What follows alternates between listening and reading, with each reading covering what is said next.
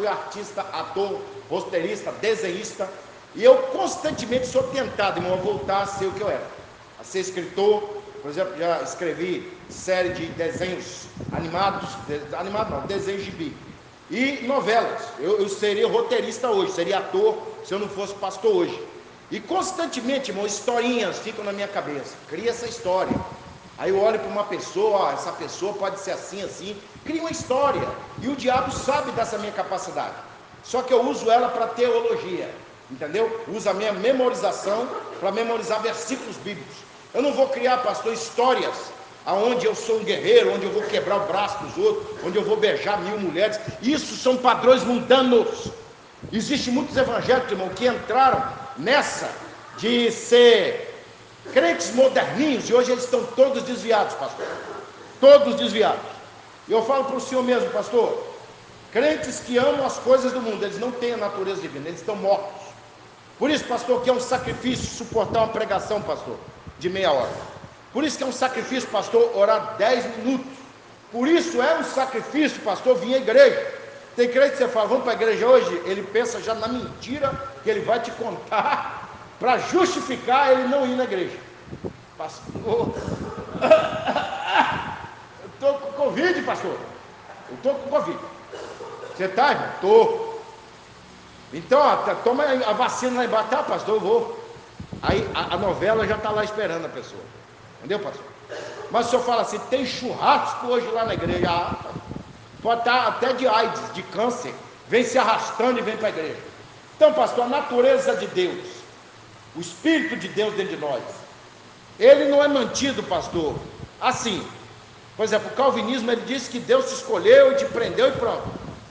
Se a vida cristã, pastor, não exige dedicação, então não deveria existir esse texto, porque já que Deus faz tudo e o homem não faz nada, então o homem, pastor, seria um robô na mão de Deus.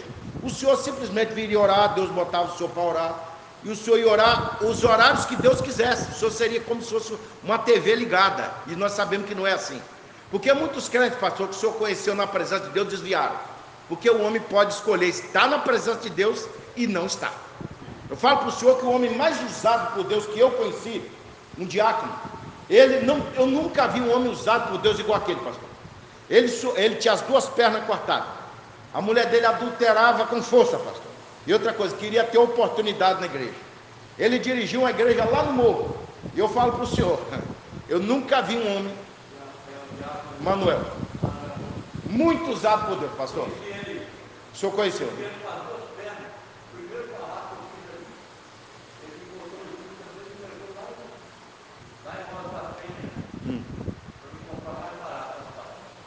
Pois é. Aquele homem, pastor, quando ele começava a pregar, às vezes Deus mandava ele parar de pregar e dizia, ordene agora que manifeste os espíritos malignos. Manifestava um monte, caía tudo no chão, entendeu? Mas era um homem, pastor, extremamente provado. Eu falo para você, irmão, que crentes murmuradores, eles não têm a natureza de Deus, não tem. Falo para o senhor que houve um tempo que eu brigava tanto com Deus, que Deus virava as costas para minhas orações. Eu falava assim, por que o senhor não quer me abençoar? Deus me falava, não é tempo, quando chegar o tempo eu vou te abençoar. E Deus me dava sonhos, pastor, que eu saía de dentro da igreja, eu largava os irmãos lá e falava, não, eu tenho que pegar um negócio que eu esqueci lá embaixo. E eu não encontrava o negócio, e outra coisa, tinha um barranco na minha frente, e começava a chover, e Deus disse, volta para o culto. Por que o senhor faz isso comigo? E Deus me dizia, você vai esperar o quanto tiver que esperar. Descia a voz de Deus igual um trovão, você vai esperar. E eu vou dizer para você, pastor, que às vezes eu sonhava que eu caía endemoniado, entendeu? E um pastor falava assim, você está tão carnal que você está endemoniado. E eu levantava para bater naquele pastor e eu caía possesso no chão. Então, irmãos, a natureza divina, ela exige, pastor, treinamento. Eu noto quando eu fazia artes marciais, quanto mais eu treinava, mais rápido eu era. Vou dizer para o senhor que eu dava socos tão rápidos e tão fortes, que até os meus ex-mestres falavam, cuidado, para você não matar alguém.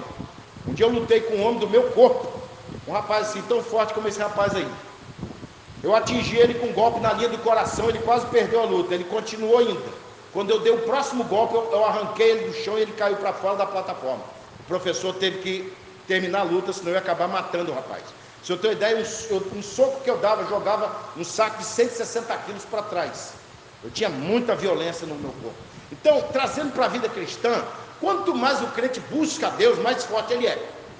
E eu vou dizer para o senhor pastor que tem demônio, que tem crente que ele pode orar, o demônio vai começar a ciscar assim, ó. Estou vendo nada, crente.